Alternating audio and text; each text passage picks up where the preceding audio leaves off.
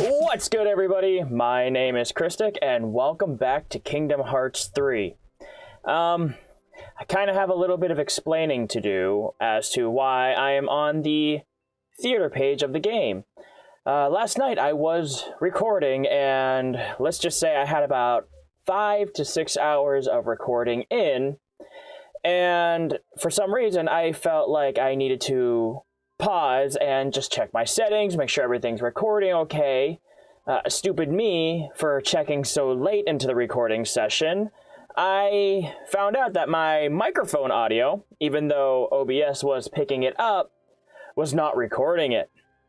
So I basically lost all the footage I had. Now, mind you, I had the gameplay, audio, and video, and my webcam capture were all fine. You just couldn't hear what I was saying.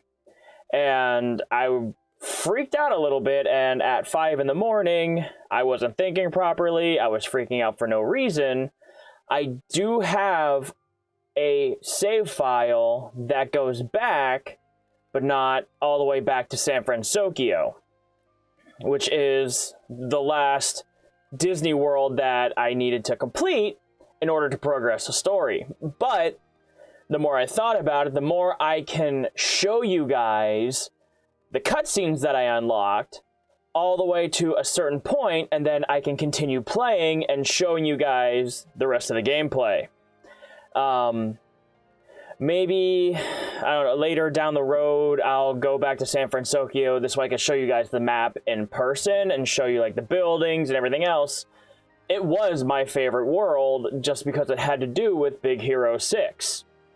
So with that being said, I am going to play all of the cutscenes in San Fransokyo. This way you can kind of understand the story that was going on there. Now, this basically all happened after the original Big Hero 6 movie. So they fought Dr. Callahan, the microbots went away, and Baymax was sucked into another dimension. If you haven't seen the movie by now, then it's on you, man. I mean, it's been out for years now. You have a chance to see it. So, I mean, spoilers maybe, maybe not. But when you finally fly through the gummy ship, you get to the bridge of San Fransokyo, and you are first introduced to, I believe it's Go-Go, comes flying out after the Heartless attack her.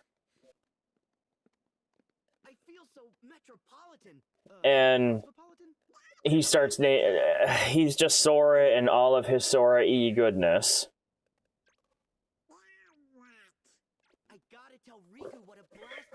But if you think about it, even though he's been to Twilight Town, Traverse Town, and there's your first glimpse of the Big Hero 6 Heartless.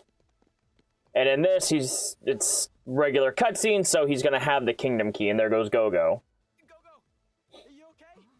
And then here comes Baymax and Hero.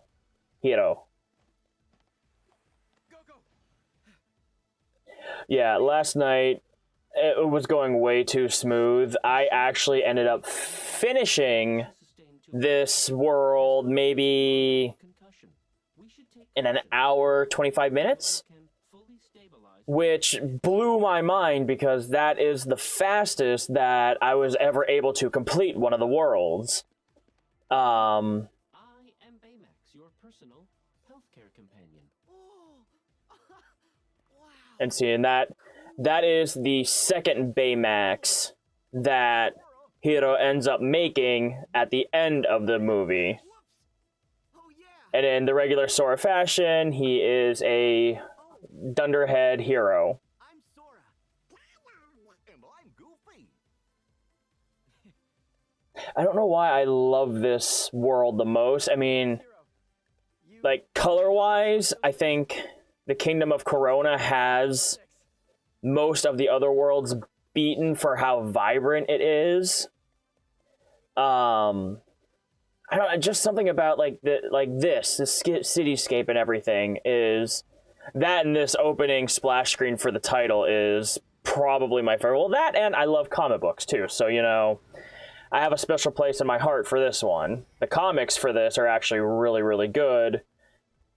They did come out way before this movie did, too, so, I mean, Baymax is not as puffy marshmallowy as he is in this one, but then again, it is Disney, and they do tend to turn things more towards children, because that is their audience. And we're going to get into the second cutscene. So you basically fight the Heartless and take them out on the bridge. You do a couple, what are they called? Where you hit the button real quick. People like spectacle, not truth. Can't think of it, but I will think of it sooner or later. That is the rest of the team of Big Hero 6 right there.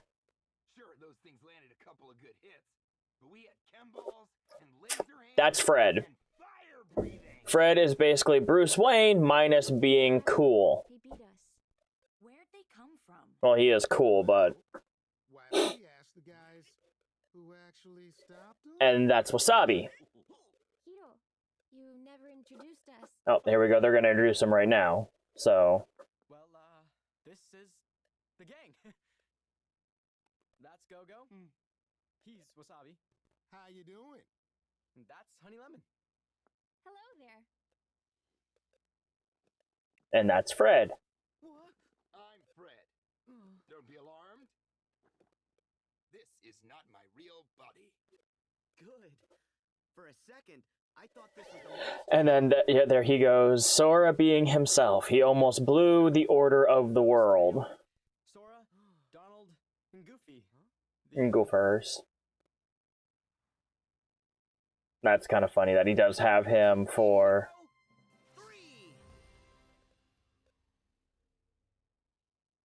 I am detecting minute contractions in your faces and shoulders, perhaps due to the garage's brisk temperature. To remedy that, I will give each of you a hug and warm you with my... I love Baymax. Why did you say that? Sora, you know Donald and I don't have keyblades. So, are we heroes or aren't we? Well, you are. You technically are. The monsters. Tell us how you managed to take them down. They're called the Heartless. And then Sora basically breaks down what the Heartless are and what they do to them. Ooh, now we're talking. Light versus darkness. Fred is your basic, like, comic book loving guy who would do nothing more than to have Any way to fight? superheroes be real. So we're just gonna give up? With our current skill set, my analysis places our chances at 0.000000. We get it, Baymax. Hey, don't sweat it. The three of us will go take care of the Heartless for you. So after this, they basically send you on a fetch mission to... Well, not a fetch mission per se, but right here is where he actually gives you a VR headset to kind of help you give you like a HUD to communicate back and forth with the rest of the team. Great, but don't we need a plan? Almost kind of like how Wasabi has that visor. When heroes are brought low, they get new powers. It's Shugyo time. And that means training, apparently. Fred's actually not wrong. I may have an idea. And this is where it comes back, and there's your VR headset for this world, basically. Device? Yeah. Or augmented reality, my bad. It's a CG overlay that augments your vision. While you wear it, this device sees everything you do and logs it. You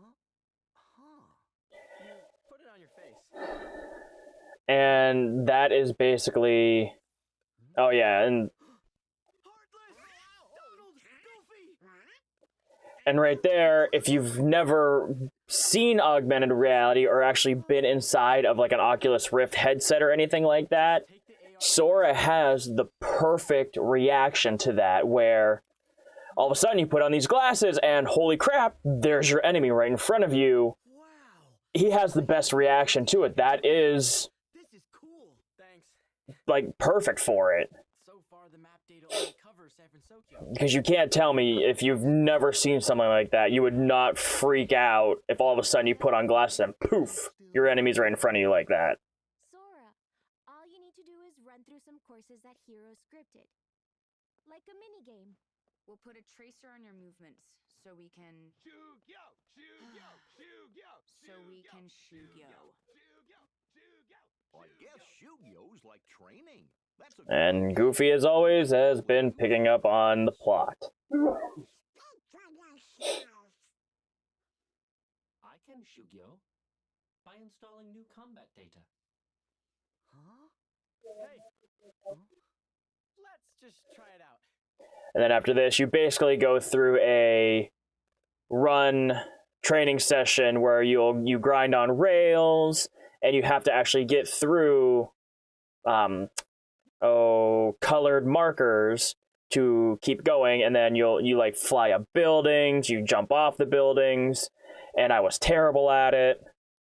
But I managed to pass it, so I mean, couldn't be that bad at it, just saying. And then this sequence is where the rest of the team starts picking up on Sora's moves and trying to implement them into their own combat style. Gravity. Not binding.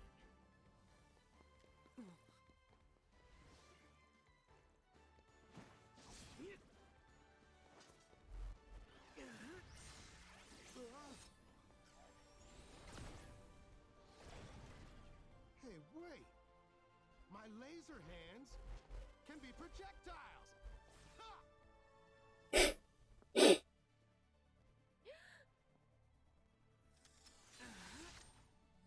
And that's ridiculous.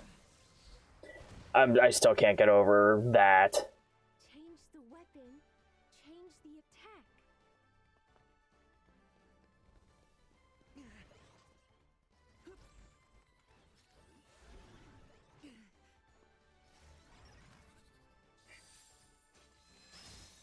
Still looks really good, though.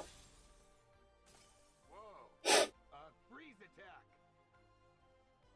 Fire and ice. Diametrically opposed. Or so we thought!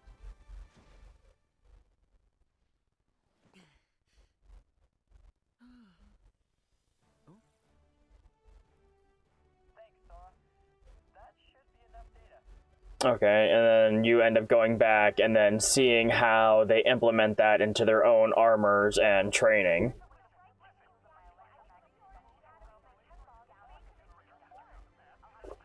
I think it's just like the cityscape. It reminds me of Spider-Man that came out recently for the PS4.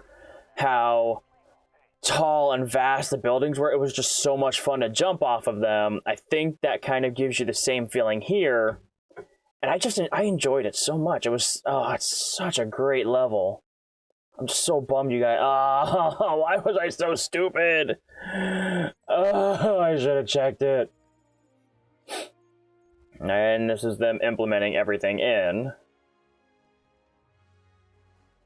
I mean, gameplay-wise, there really wasn't that many fight scenes or things to do. It seems like the later levels, like this one and the one that was past this, were like story-driven, heavy, intensive cutscenes. And while that's nice and everything, it almost is like, why didn't you just make a movie then? And he's updating Baymax's combat chip.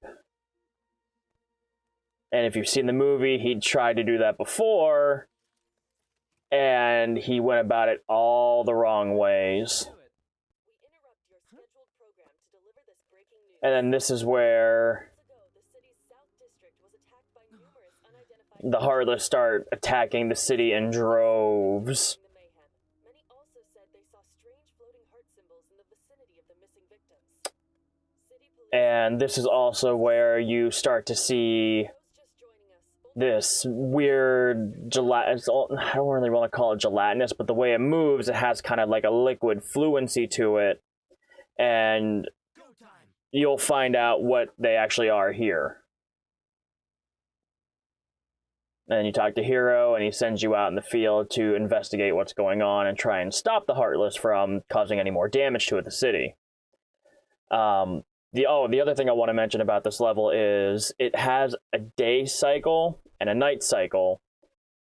Well, I really shouldn't call it a cycle because it doesn't go through like morning, noon, afternoon, night. There are 2 daytime levels and 2 nighttime levels. That's the way I should describe it. Same city, except things change when it becomes darker. And then here it shows how they implemented Sora's fighting abilities into their own. And that also brought me to the question of, in the games, all throughout the games, it's always been known that the Keyblades themselves are the only weapon to actually release the hearts of the Heartlesses so that they can go into Kingdom Hearts. Any other weapon doesn't have that effect on them, and they're technically not released the proper way. But obviously here, when they attack them, the hearts are released. And then there's Fred being Fred. And see, when they're defeated, you can see the little pink hearts being released. Yeah, every time a Heartless is beaten, a heart disappears and returns back to Kingdom Hearts. I mean, I don't know if it was retconned between the second and this one. Oh, here it is. Now we fist bump. Oh my god, I love this part. Do it. To display Do it. excitement. Hero taught it Come on, do it. I know he's gonna do it. I love this part. Ba-la-la-la-la. He did it! Yes, he did it! Ah, I would watch this forever. Get ready. And there's the big Chungawunga that you gotta take down. We're here. I still don't know what Hero's gonna do. Pick on one our own size? It looks the right size to me. Watch me scorch them with my freeze-nado! The That's a ultimate tornado. ice and fire. You took on the wrong proposition. And the wrong captain of the guard. Prepare to face Keyblade Hero 3. Oh, come on. And he's so set on that name for the team. Team of Big Hero 6. It's a Heartless. It doesn't care. It knows not what you speak of, boy.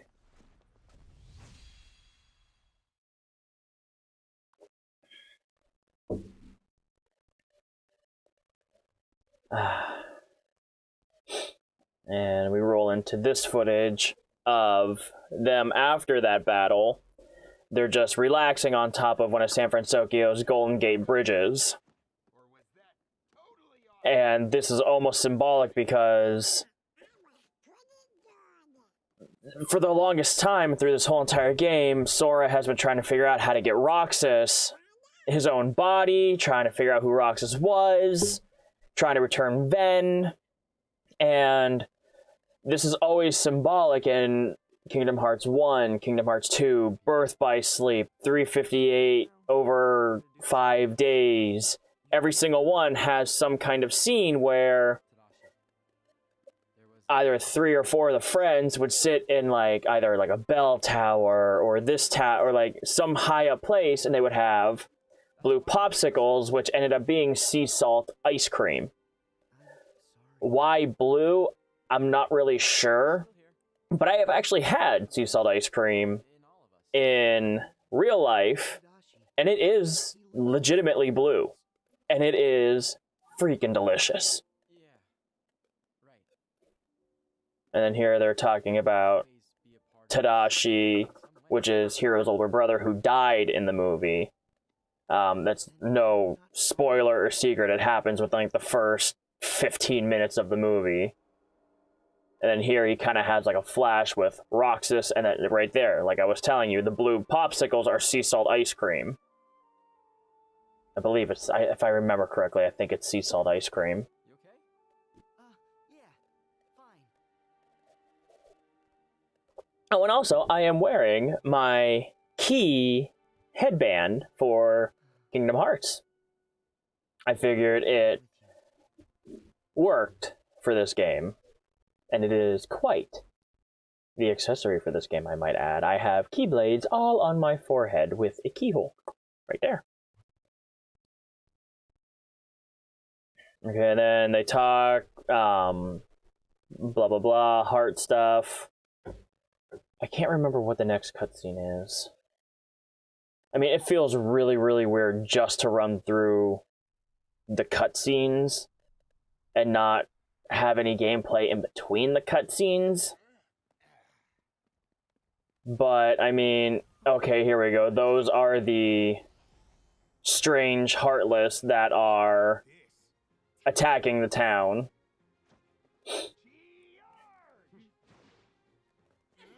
And the team basically runs off thinking that they can actually take these things, and... Wait, guys, that one's not like the others.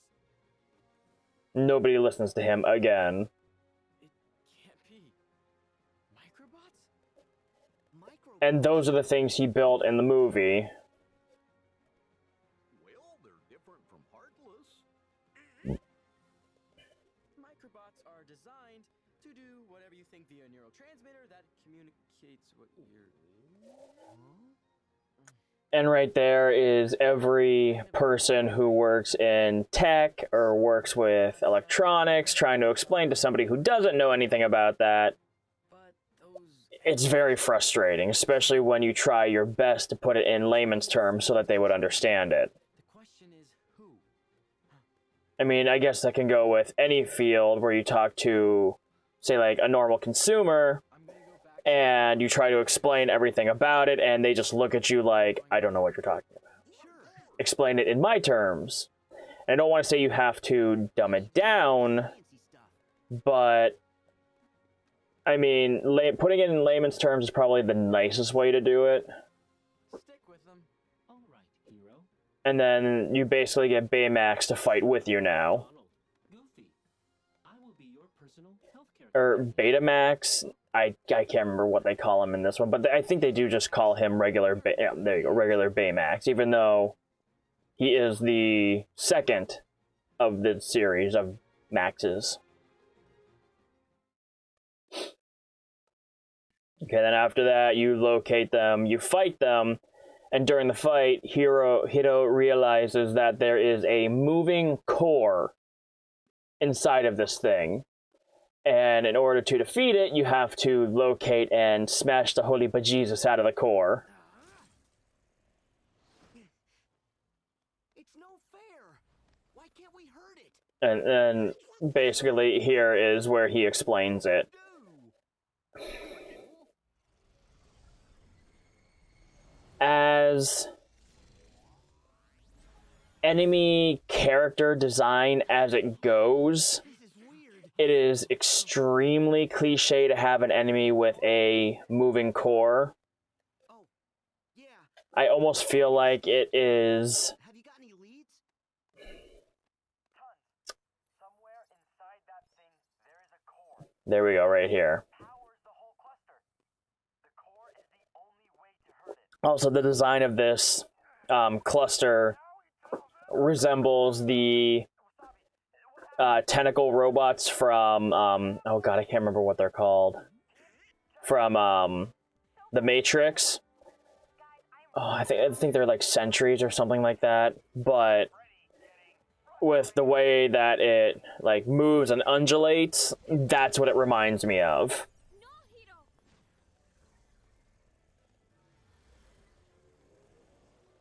And yeah, there you go. Hero, you analyzed the dark cubes. And then we learn that they're called dark cubes, or that's what they are naming them. They're cubes. I call them like I see 'em. And Fred has like the best naming convention of the whole entire group. He calls it as he sees it. We'll gather as much data from the dark cubes as we can. I just don't like how they made Honey Lemon seem like a generic, well, I mean, white girl voice. She's supposed to be of Hispanic descent. And I guess I don't know, they could have given her voice a little bit more flair. I don't know. I might be talking out of my butt here, but it almost just seems like they went with like a stock, oh, we will learn about it. I mean, everybody else seems to have So you trust us. almost close to what the movie's voices sounded like. I'll look for a way that we can expose the Dark Cube core. I mean, Hiro definitely has a deeper voice than what he does in the movie. Hero, what should we do? You protect the others. I'll mark their position for you on your AR display. And then you basically have to go to those locations, and each location has like a specific thing you have to do to release them. Honey Lemons is you have to do magic that corresponds to the color of chemical bombs that she placed on the tentacles. Wasabi was you have to like launch yourself way in the air and fall down and slam as hard as you can on top of it for it to shatter and fall apart from him. Okay. Fred, you had to pole swing and break the ligaments of the cluster that had him. And Go-Go, you had to get on a giant Durama and slam right into the side of it like you were bowling. But without a strategy, we'd just be wasting our strength. If we knew where to strike. Sora, I got it. I'm sending you an AR software update. It'll show you where Yeah, it's a hell of a time to try and update software. He's lucky it works first time going through. Huh? That's weird. Is it busted? And then here comes an organization member. Who's that on the display? I have to admit He's really here. that I was not expecting this. Coat. He's back? Are you done messing around? What? Wait. And as you can tell, that voice, Hold on. You know this guy?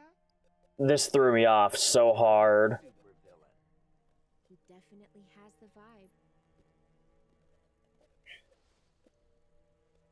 And ta-da! It's Riku's doppelganger. Or past Riku, if you want to call him that. Because like I said before in earlier videos, this game's timeline is so wibbly-wobbly that it's not even funny. Because apparently you can time the bad guy, Master Xehanort, like the tip top of the evil Honcho iceberg, is able to time travel. And in later games, or earlier games than this one, he traveled back, grabbed a whole bunch of other Xehanorts, and brought them forward to try and beat Sora. tell Baymax how to react. And they're basically talking about the little red disc is the disc that Hiro messed up big time. It's full of kung fu fighting techniques, and it's basically a self-destruct kill-all switch that went off in the first Baymax. After Hiro pulled his green chip, which is his healthcare chip, out, Baymax basically turned into a walking, killing, fighting machine. And essentially, that's just what happened with this Dark Cube monster here. Look after my team. You guys fight the Dark Cube. Remember to use the AR device to target the core. I got it. And then this basically is where you fight it, and you just smack the crap out of the core as much as you can. So, I mean, the fight maybe took 25 to 30 minutes of just smacking and hacking and trying not to get hit by what looked like Master Hand from Super Smash Bros. Coming down and pounding all over the place.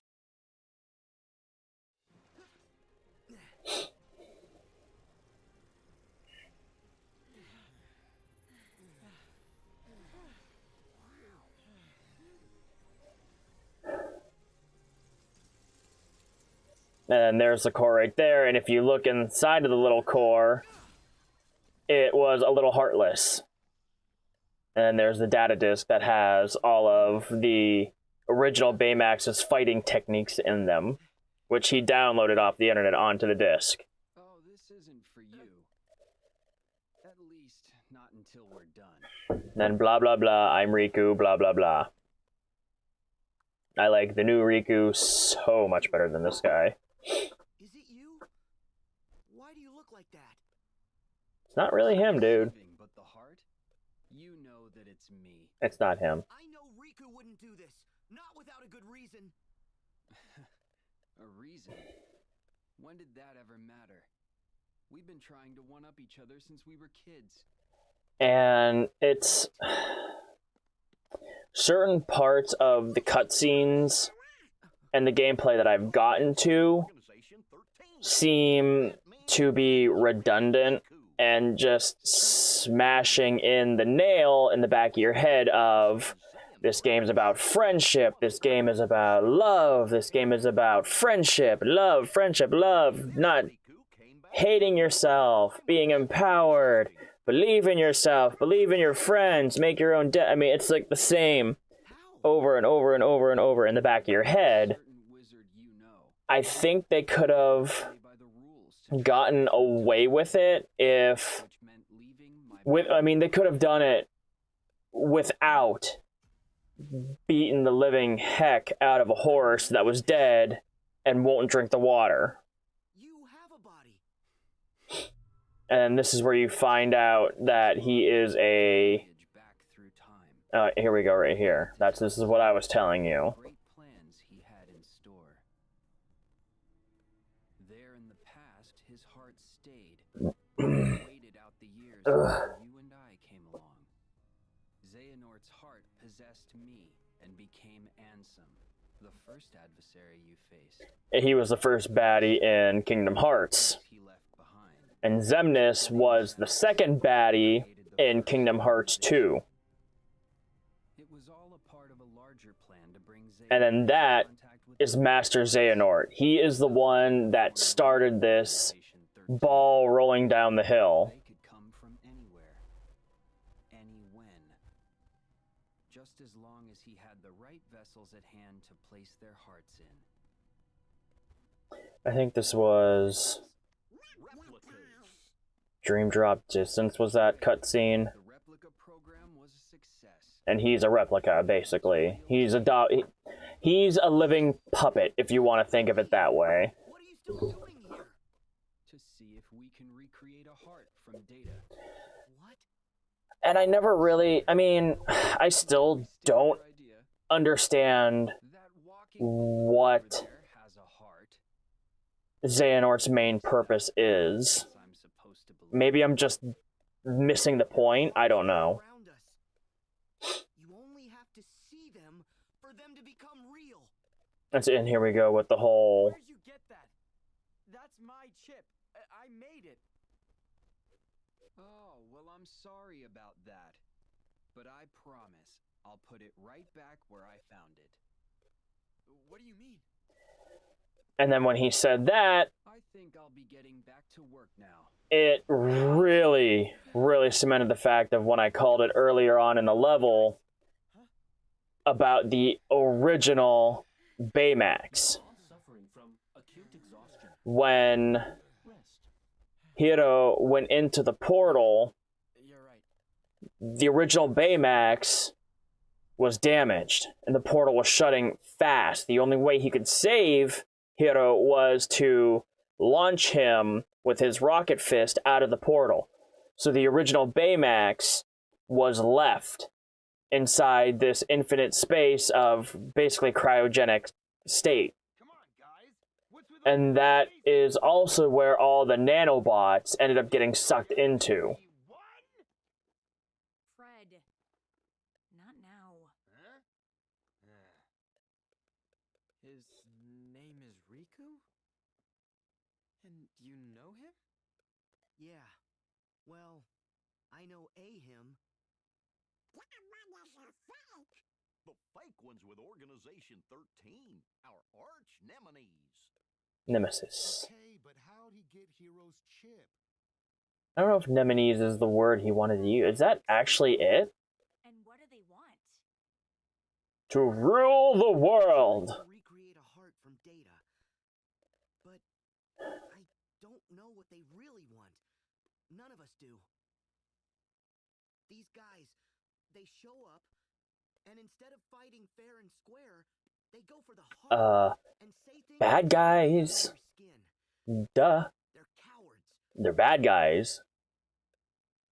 And now they're Well, I mean, I guess no, they really are bad guys. That's how they are viewed, is they're villains. No, this could be good. That chip might finally be able to give me some answers. I don't know of what though. right? Yeah, this Baymax, he's There you actually go. the second model. No offense. I am a robot. I love Baymax. Oh, he's packed up right now. Crap. I'm also in the transition of Long story. moving and updating my office, and I have a little Baymax plushie about that big. Dimension, And I was just about to grab him, and I realized that I had packed him in my box. first Baymax. Well, pooh. There goes that idea. Hiro. Yeah, but luckily, my recording session... Not recording session. This is a recording session. My recording software and programs, those are going to be the last thing I pack up. And I should have everything set, hopefully, next weekend. I hope. Guys, come on. And they do that a lot too, where they finish each other's sentences. Or they say the same thing, but it's meant... No. They say different things, but it's meant as the same thing. That's what I wanted to say. Oh, and this is it at night. This is how cool it looks at night. Everything's lit up. It almost looks like a Vegas light strip.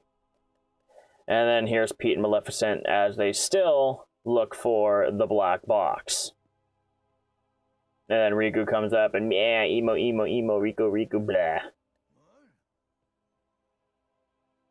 Why are you snooping around? I have to say, though, out of all 13 members, Larzine and Vanitas And dark are my least favorites out of them.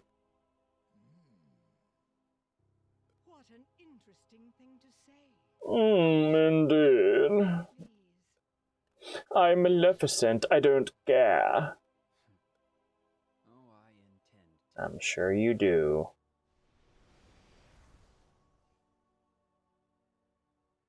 Who's he? Friend of yours? And there's the Dummadoo Pete. I'll tell you from when. And apparently she's all privy to time travel as well. But then again, if you are Maleficent, you are that powerful. Yeah, you'd be able to sense some things, I'm assuming. And that was that cutscene. So there should be maybe 3 or 4 more cutscenes out of San Fransokyo. I do want to show you a couple more. I will show the other cutscenes. Hope it's learned some There are a couple of them that are reprisals that are basically, To destroy! it will go through like Probability of success in Sora and Donald and Goofy. It'll go through Axel and Kairi, I believe. Riku, Mickey, Yeah. before the final battle with the Keyblade wielders. It basically is like them gathering their thoughts before the final battle and what things are meant for them, or what everything is meant for them, and what like they're going to do. Almost there. And he basically just said, "Screw you, Junk. Dark Cubes, you're dumb." And this is where it just brought it right back home to what I thought originally was going to happen in this level. The longing for vengeance. A heart's more than that. It's working together. And then Something funny. here they're telling what a heart truly is. In every heart, there's hope. Yes. You're right. Huh? And yeah. That's why I made sure our creation fought you. Now the data contains a complete heart. Well, not a complete heart. Made from conflict. That can't be real. What was it you said? No, there are hearts like that. Have to see it. If a heart only knows fear, pain, Let's see. sadness, and conflict, of course, it's going to be a messed up heart. Because that's all it's going to know. That's all it's ever known. And when it's shown something it doesn't know, yeah, it's not going to be happy. Vessel. And right here is where it brought it home. That is the portal that the original Baymax was lost to. Doesn't look as bad as the last one. It could be a trick. Usually is. And then right there he is. Yeah. Wait! That's Baymax. What? The original. The one Tadashi made.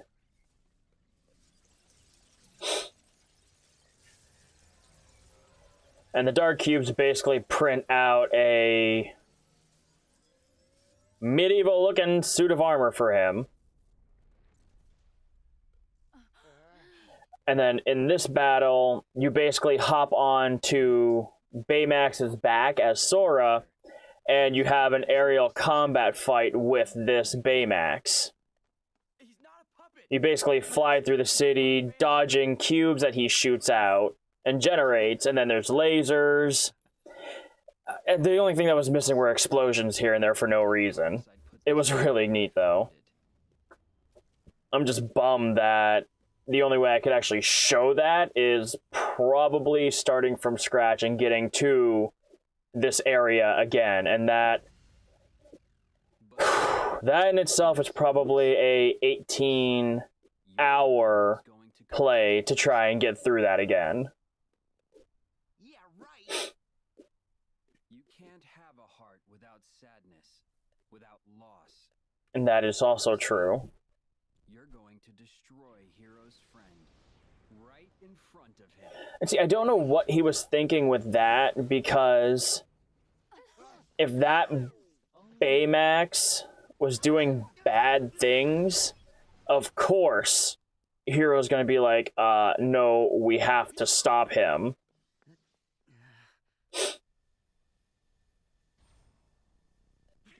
Try and fist bump that thing. Tell us, what should we do? Baymax means everything to me. But that chip isn't who he is. Even though he has a Baymax right behind him. Tadashi wouldn't want there to be a Baymax that hurts people. Sora, he has to be stopped. Okay. And see, and right then and there, that Riku Believe this guy? obviously didn't think of this. I mean, even though it is a moot point at this juncture, yeah, of course he's going to want to stop him no matter what. It doesn't matter if Tadashi built it or what connection he has to it. This Baymax is causing issues. Okay. Hero knows what to do to make things right. I'm ready, Sora.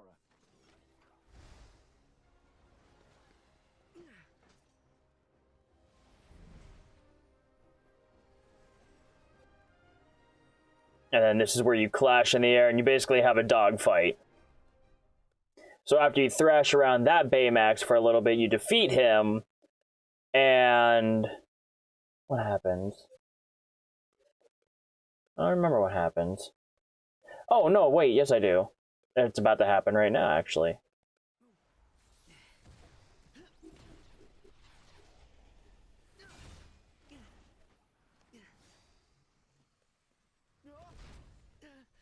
Yeah, this happens.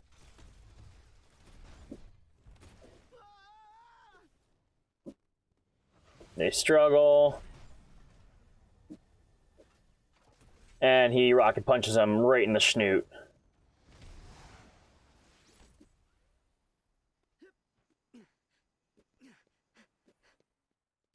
And then he's basically damaged.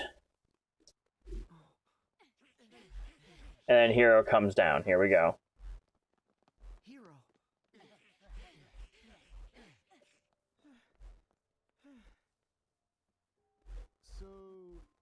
stop him? And then here's a touching moment where Hiro Safety mode kicks in if he's put under too much stress. and He's probably just in stasis. he basically froze. We'll have to destroy the chip if we want to be certain. But are you sure? Yeah, dude. You don't need to go that far. Maybe we can find another way. Mm-mm.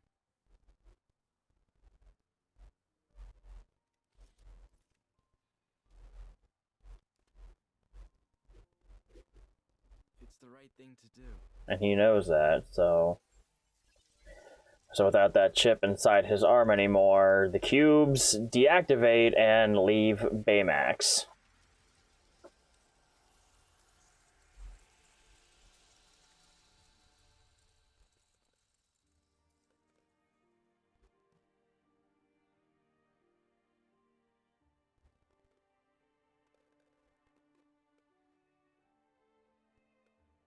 Tadashi would have done the same thing.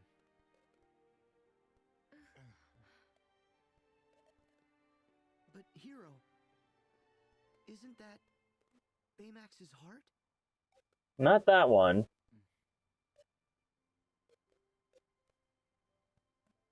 That's okay. Baymax is here.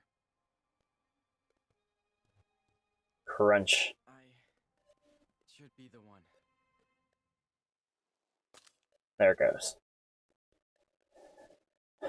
Alright, and that basically, for the most part, ends San Fransokyo.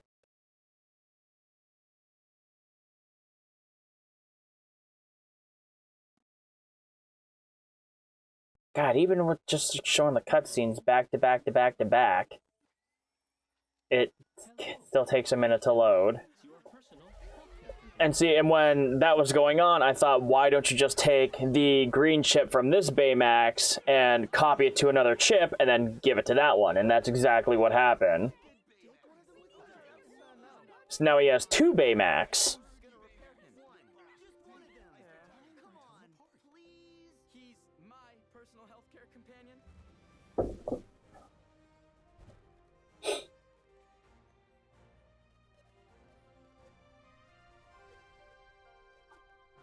And that ends the San Fransokyo chapter of Kingdom Hearts. They end up with two Baymaxes. Alright, so now we're going to go to... Okay, right here, these ones here are very important, so we're going to watch those. These XI respites, don't really need to watch those. So we're going to play this.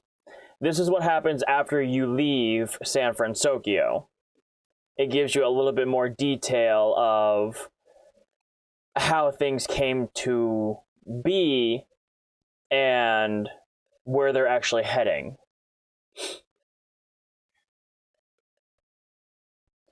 Like I said, I do apologize for not having the gameplay, but there's really nothing I could have done about it. And then here he basically gets a gummy call from Chip and Dale. Sora, somebody's calling us on the gummy phone. I believe it was Chip and Dale. Yeah, it's Chip and Dale.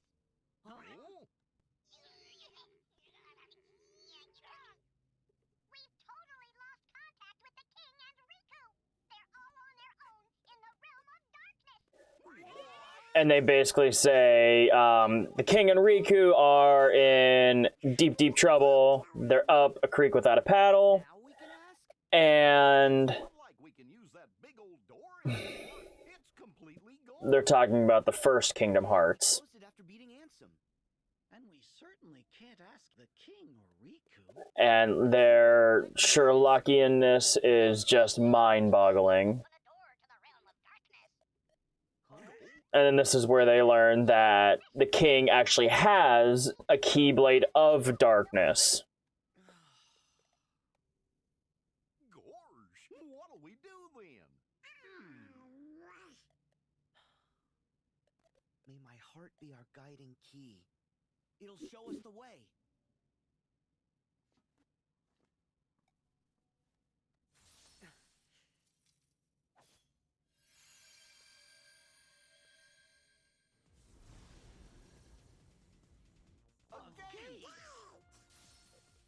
where does it lead?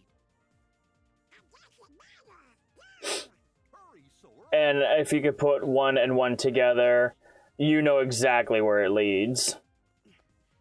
Well, no, not really, because you would think that it would lead there, but it really doesn't lead there. It leads to other places. Well, they they should show it. It is part of it, yeah. It leads to here. Sora's home, Destiny Islands. I thought it would take him straight to the Dark Realm, That gate took us here. but it didn't. And this is my second favorite Keyblade that was introduced into the series. This Keyblade is from Birth by Sleep. A Keyblade? And then I realized that some of my favorite designs... Oh, I never noticed that. The Keyblade left the imprint in the sand. How did it end up here? But this also made me realize that a lot of my favorite Keyblade designs were simple in nature and looked more like keys than fanciful blades like the one that Sora has equipped now, which is from the Pirates of the Caribbean world, which has the sloop and sails and the captain's ship and all that.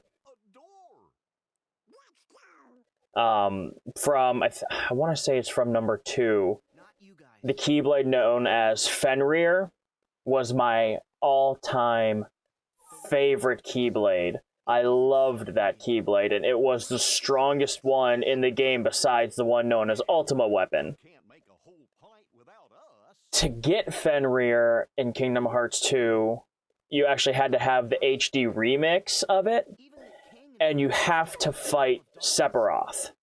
Someone needs to stay out here just in That case. battle If something happens, sucks. you two need to If you're not at a strong enough level and you don't have Kiraga, I think Kiraga is the strongest healing one, you will have your butt handed to you over and over and over again. guys. But the reward for it is amazing. Sure Riku and the king are safe. I mean, Fenrir is even better than Oblivion, in my opinion. Even though Oblivion is... I still don't think it was good. You promise to be good. And come home nice and safe? Even though... I don't know if it's... I think it is true. I think they did nerf it in the HD remix.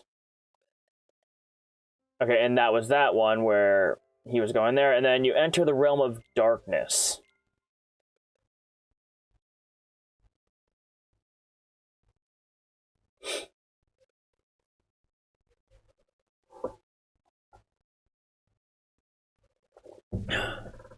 And here basically Sora follows that door, hoping that it will lead him to Riku and King Mickey. And then it basically flashes to Riku and King Mickey, like right here. Here we go.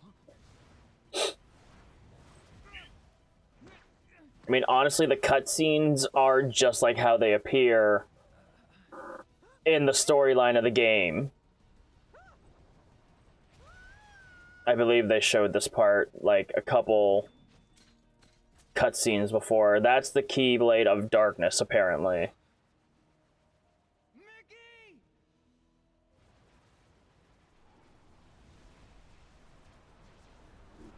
I wasn't expecting this either.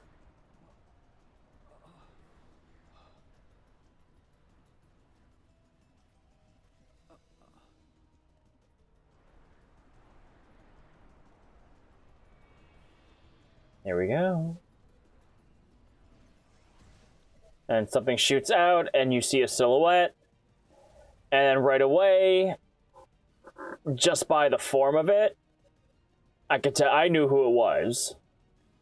And then there's poor Mickey. The silhouette, the armor style, and all that, I knew it was Aqua. And the fact that it could pick up a Keyblade in general. Keyblade. His Is it her? She basically let the darkness consume her. Mickey. You're too late. Aqua? What happened? You abandoned me. That's what. The red and blue is almost what it is what happened to Riku in the first game, the first Kingdom Hearts. I'm sorry. When you see, like, it almost looks like carbon fiber armor on him, that's basically what it was, is the darkness was corrupting his body. After endless wandering. Waited forever for help to arrive. But no one ever came. I lost my Keyblade. She really didn't lose her Keyblade, she gave it to Terra so he could survive. You should have known I was stranded. Do you have any idea how lonely it is here? And Riku knows this all too well. All that's left in my heart is misery and despair. And now, you can share it. And then you basically fight Aqua on the water. The only... I don't want to say the only true Keyblade Master, No need. but... My own. I mean, because Riku's a technical Keyblade Master. And right here you can see he has basically the same style as what is happened to Aqua's arms and her legs.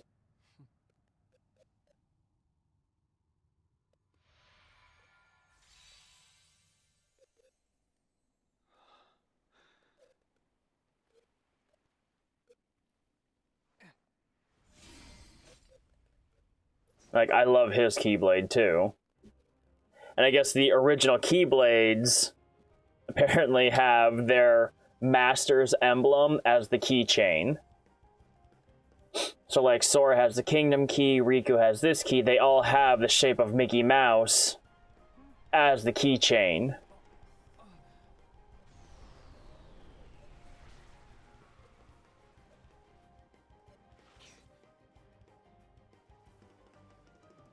And this is where you fight the big whirlwind of Heartless and Aqua at the same time as Riku. No, wait. Yeah. She pops in every once in a while, but you technically fight the swirling mass of Heartless as Riku. And at one point, you get a command that says triangle, and it calls for Sora. Which should be happening right here.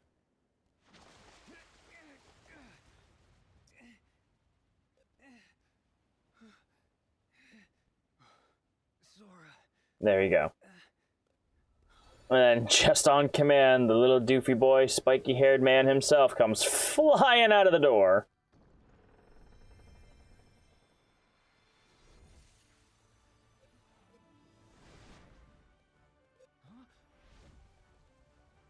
Oh, awesome superhero-ness, except he didn't land on his knee. I made it.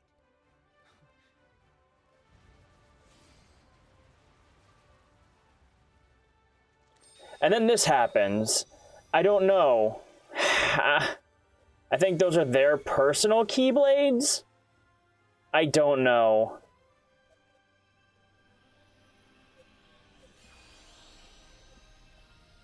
I want to say they did this before in number 2, but it's been so long that I don't remember.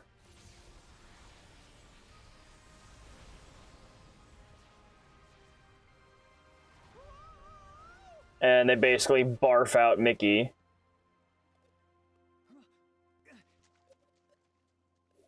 And then as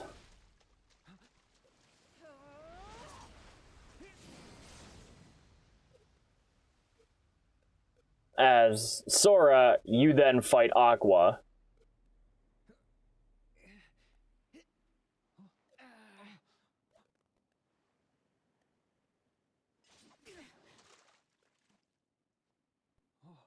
But I don't like the King's Keyblade design, and I don't like the Kingdom Key design. How?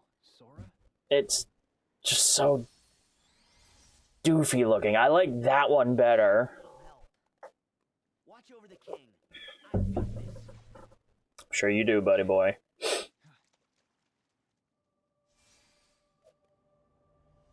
And then you basically duke it out with Aqua.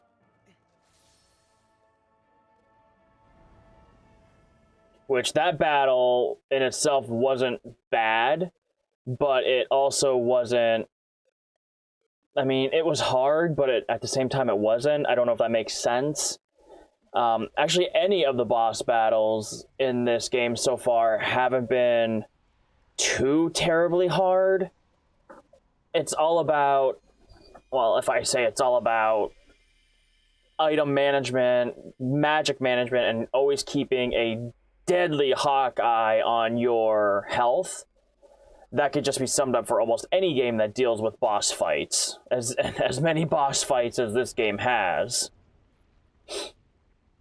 But at this point, it's almost like watching a cinematic. Which I still feel really bad about, but I mean... It's what happens. I mean, burps and hiccups like this happen all the time. I was just lucky that, like I said before, I have multiple saves just in case something bad happens. It's kind of like a little insurance policy, and it kind of paid off a little bit. Sora. And then basically you grab her hand and you beat Cheeks out of there as fast as you can. I want to say that is the shore of Twilight? Or the Dark Beach. I can't remember what that place is called. A lot of these places, my memory isn't that great to try and remember what they are. And you end up back on the beach of Destiny Island. And a wonderful shot presented to you by the people of Square Enix. And then she's a little fuzzy because she basically had the bell rung on her very hard. Aqua! It's you. Thank goodness! You're awake! And they probably could have given her a better armor design, I would say. But then, I mean, the style of it does match Final Fantasy's clothing style, per se. It's just... eh.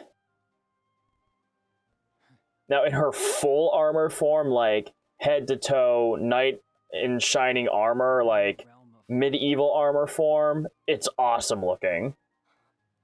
I think out of her, Ven, and Terra's armor form, hers was the coolest.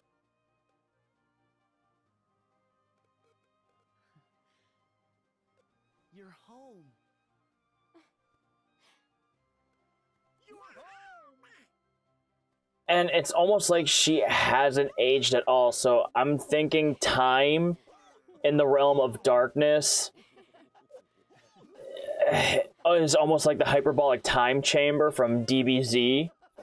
Like, one day out here is equivalent to 12 hours, I think that's what it was, like 12 hours in the hyperbolic time chamber. And then here you get a little bit of the backstory of what's happening behind the scenes of... There's a lot of betrayal going on. A ton of betrayal. So I don't know who's a bad guy, who's not a bad guy. The term bad guy is blurred a lot. I mean, it's anybody's guess. But this is Radiant Garden now. This is basically the home base of Squall, Yuffie, Aerith, Cloud. This is where they came from. But dude, why would you pick me? I cannot let the chosen catch wind of this, understand? And these two are basically plotting a coup with Ansem the Wise.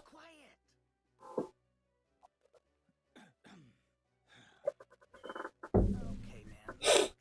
It's Demix and Vexen, I believe his name is. Demix is the one that has the business up front and the party in the back. What's in it for me? Forgiveness. Huh? For what? He's a very big dunce, too. In the pursuit of science, we sometimes make terrible mistakes. Lose sight of our mission to help And people. I think his name is Vexen, is like the stereotypical, I am a scientist, I don't care, research, research, research, until it's too late, then all of a sudden, oh, I care.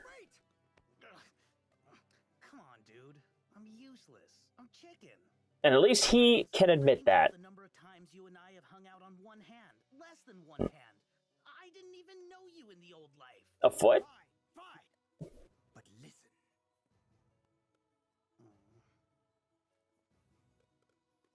Huh? No way! It's true. The whole thing was his idea. Huh? No. And apparently, most of the organization studied under Ansem the Wise, the originator of the research of Kingdom Hearts. Hence my actions on his behalf. Hence my need for you to act on my behalf should all go awry. As you said, we are far from friends. No one would ever suspect you. So I'm not doing any fighting. No. Correct. This is basically the last you will see of them, I think. Yeah, baby, sign me up. Yes, Demix time. Okay, yeah, see, it is Demix. Okay, well, there's that. Radiant Garden Part 2. Basically, Ansem comes back and says, hey, yo, sorry, dudes. Blah, blah, blah, there's a body on the floor. That's actually a replica. But I'm pretty sure they'll say it a little bit more with Cooth? We'll say, is that the word I want? Is Cooth the word? I don't know, we'll find out. But there he is, old man Ansem, or Ansem the Wise. We've come a long way toward reconstructing Roxas's heart. But a vessel, without that... Yeah, right. Bodies don't grow on trees, Enzo. It depends. Have you ever seen Invasion of the Body Snatchers? Or The Day of the Triffids? They're not trees, they're kind of seed pods, but it's the basic principle of the thing that kind of matters.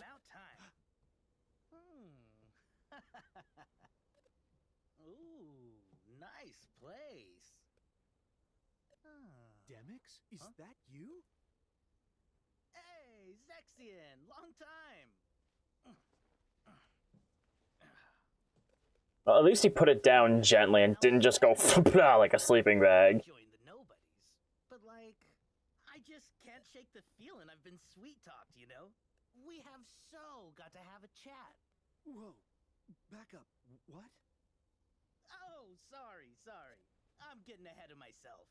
I'm actually here on a top-secret mission. Apparently, I'm so off everyone's radar that I'm just the guy to handle a special delivery.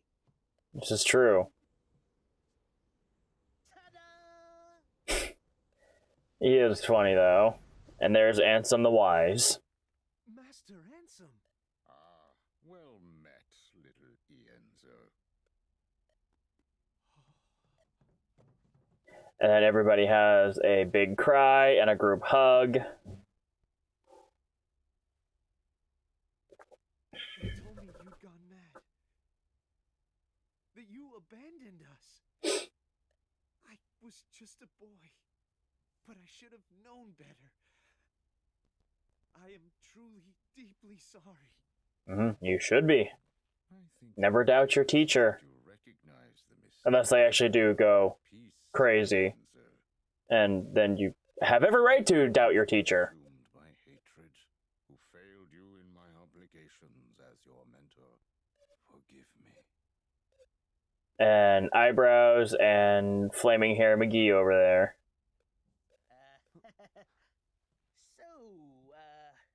Are we cool to get on with things here? Oh. Got you a present from Vexen.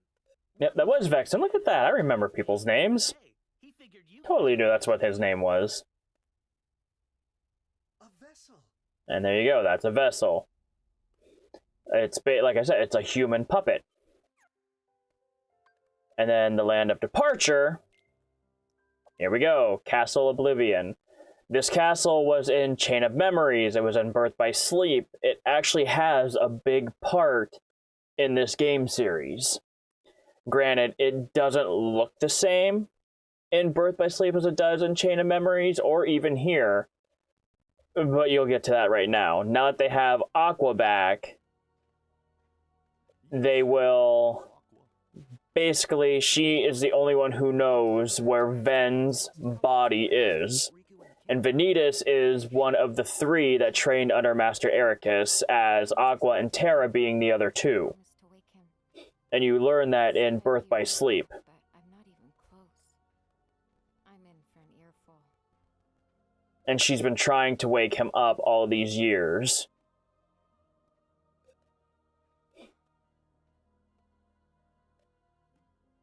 And there's Castle Oblivion. And all of its squacked out majesty.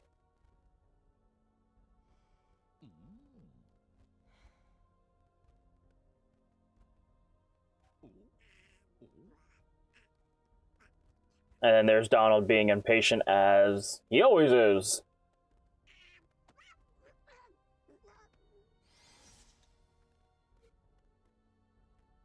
So I guess she just now inherited Ericus's Keyblade. This blew my mind. This really did.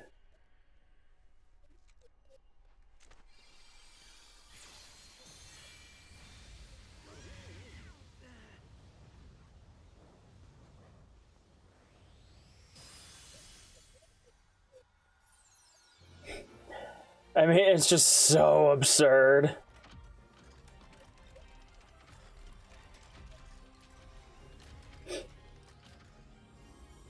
Yeah, there you go. Slap a new skin on it, pull it back to size, warp it, and twist it, and ta-da! Brand new castle and scenery. Yeah, there you go. Castle Oblivion.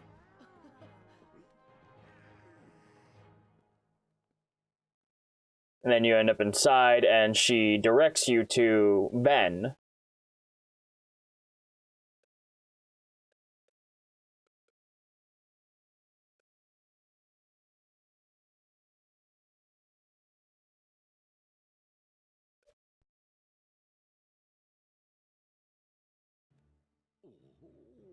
And here we go. It shows you a little glimpse of the inside of Castle Oblivion. Ready? Which I don't know why in the cutscenes, and I just noticed this, Aqua's hair and her eyes and Sora's eyes are like blue. Like they are blue. Like glowy blue. But in like the non-pre-rendered cutscenes, they are like a dark cobalt blue almost. And then here we go to Ben just, you know, just chilling in his throne, doing whatever Ben does.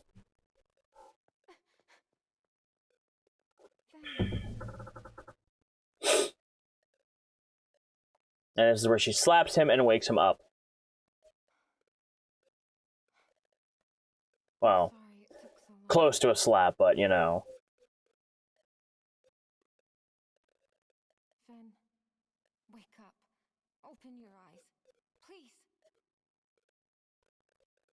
And then the party crasher shows up. Your heart never found its way home? That was a neat trick. There he is. No wonder no one could find him. Big bad Boogaloo himself. Vanitas! Why are you here? And this was a fun part here, too. Interrupt your touching reunion, but surely you won't begrudge me a moment with my brother.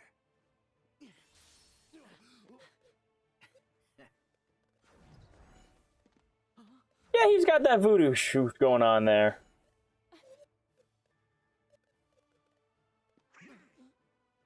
What? So Venti Wenti wants to keep sleeping. What am I ever going to do with you? Shut up!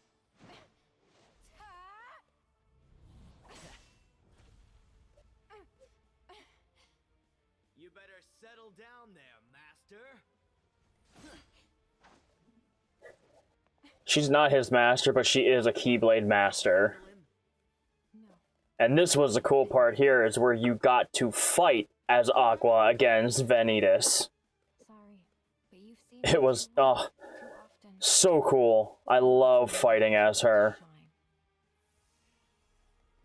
I just wish that she would put her armor on, just so you could actually see what the armor looked like.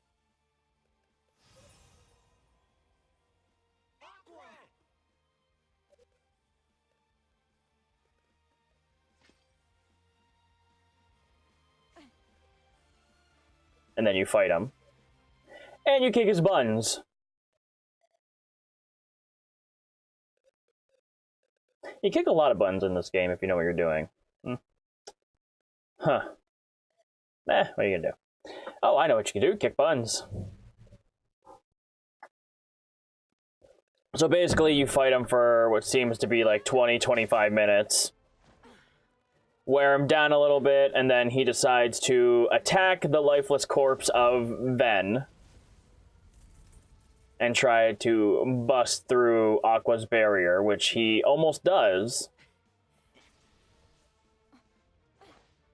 And Aqua jumps in. Which I don't know why she didn't block it with the Keyblade. That would have made a lot more sense to do, is throw your Keyblade out in front of you.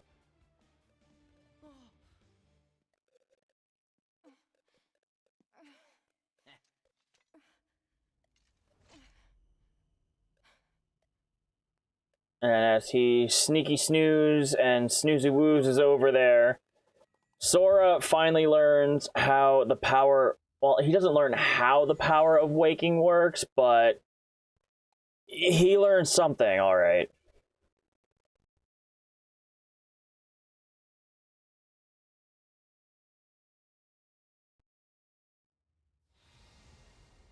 There we go. And you go back to the stained glass mural that always appears in every single Kingdom Hearts franchise. Oh no, Kingdom Hearts is the franchise. Kingdom Hearts game. Have to wake up. Yes. Tell me what to do. And this is basically where Sora and Ven have a powwow inside of their heads. Or is it their heads or their hearts? Still don't have it yet. Might be their hearts. You never lost it. And he basically gives Sora the resource or the knowledge, or like a little push hint of how to use the power of waking.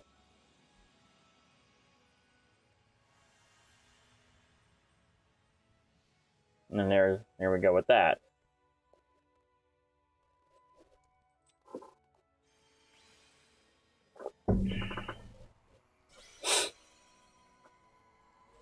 And he's gonna do that.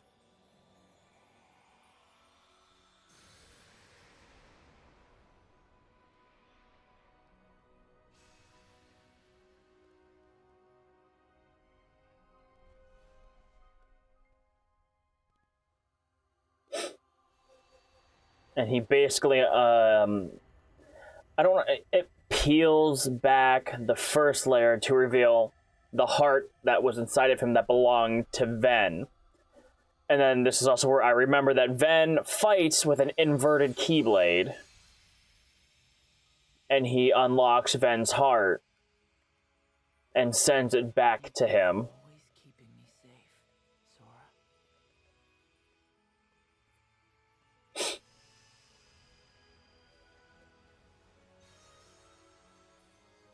Sora. And there goes Ven's heart. Because like before, they said that Sora had at least 4 different hearts inside of him. His own, Roxas, Ven's, and one that only God knows who it is. I think, this will show the heart entering Ven's body. There we go, right here. Basically, time stopped, and now it's going to continue, I guess.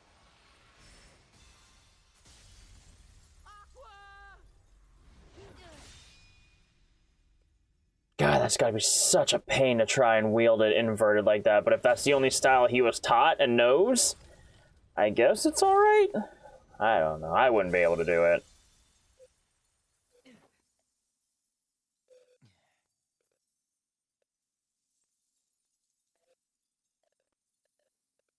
I mean, fighting with a Keyblade has to be hard in general anyway.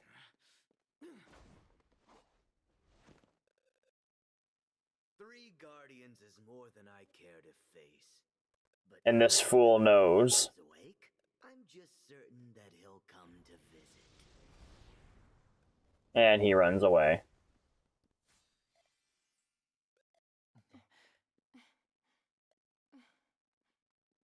Aqua, are you all right? Yes, I'm fine, Sora.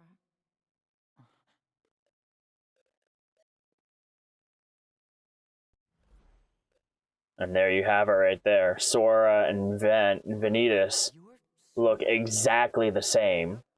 Hey, Ventus. It's almost like a palette switch to make a bad guy.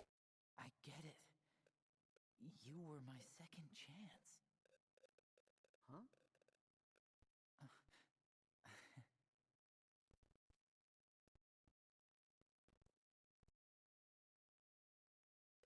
Call me Ven.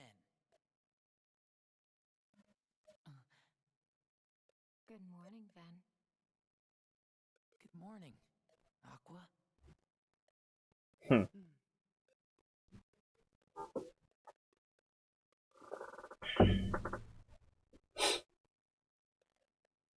All right. And okay, this one, I'm gonna just sum it up real quick. This one, they basically explain who the Guardians of Light are, which, as you see in the picture, it's Axel, Aqua, Kairi, Sora, Mickey, Riku, Ven. Whoever wields a Keyblade is basically a Guardian of Light. There's 7 of them, and there's also 13 organization members, which I guess you can call them the Guardians of the Dark. And this basically, these respites here are them focusing on, like, before the big fight. And then here is the Destiny Island, and it basically explains what the Paupu fruit is, or what the Paupu fruit is and what it stands for and does. This right here is a huge, huge piece of the plot for Kingdom Hearts in general.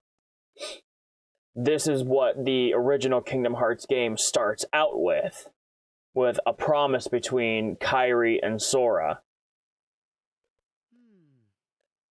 Hey, why is Riku all alone? He said he needed time to himself. Let's let him be. Here. And there's the papu fruit. Which it's kind of like, it looks like a lemon mixed with a star fruit. I guess? No matter what. That's all. And they say that when 2 people share, or like when a group of people share this fruit with each other, their destinies are intertwined with each other forever. Let me keep you safe. And those little chalk drawings that they flash to, like here, right there, this was in the very first game. And before they were supposed to set off of the island on their little raft they made, Kairi and Sora made that promise and ate the papu fruit. And that's basically what that little one right there is. Which brings us here. You go to a realm called the Keyblade Graveyard. And you basically, it is where the last Keyblade War took place.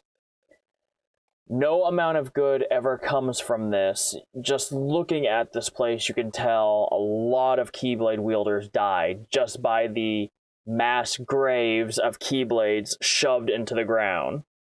Hence the name Keyblade Graveyard. And here you start to understand the scope of what all the organization members are, what they do, and what they're trying to accomplish. So as the 7 Guardians of Light enter this world, this is the final fight area. As you can see, the Keyblades scattered in the background. The Keyblade Graveyard is up ahead. This was actually in Birth by Sleep. I don't think this realm was in number 2. If I remember correctly, it isn't in number 2. And then here comes Old Man Xehanort with his followers. Or is it just him? I don't remember. I say that a lot because it's true. I mean, I honestly don't remember a lot of the things, but I mean, I can gleam and kind of put like context clues together. And this is basically his reasoning for this. The Keyblade War, only that it was just the beginning. If ruin brings about creation, what then would another Keyblade War bring? When the darkness falls, will we be found worthy of the precious light the legend speaks of? His veiny head is disgusting. And then there's Ansem, the original bad guy in Kingdom Hearts.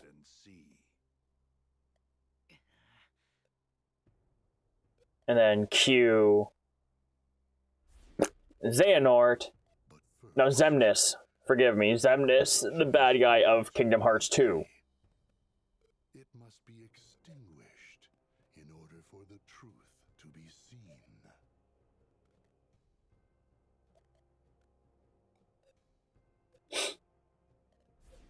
And then here come, there's Vanitas. Broken by battle upon battle. Can the key be claimed to Kingdom Hearts? And then there's young Xehanort. That is a true Xehanort from the past. And then they basically poop out a ridiculous amount of Heartless and Nobody. They just rain down from the sky. And almost like the battle of Hollow Bastion, I think it's Hollow Bastion, in the first one, and Radiant Garden in the second one, it is just an all-out free-for-all of Heartless and Nobodies and the other things, the big frog things that I hate. And with that being said, you are now caught up to where I realized that my mic audio did not exist. And with that, I'm going to leave this cutscene episode here. And next time, we are going to get into the final fight. And hopefully I'll be able to pull it off. And we'll see then. But I do apologize for that. I do feel bad about it, but at least I was able to show you the base story for it. This way in the next episode, you're not completely blown out saying, wait a minute, you missed a world, you missed this, you missed this, you missed this. These things happen, and hopefully before any recording session now, I will like triple check my settings just in case. But with that being said, I am going to leave this one here. I want to thank you guys so much for watching and understanding about what happened. And, you know, if you liked it, let me know in the comments below. And as always, by subscribing, I get to see you guys in the next episode.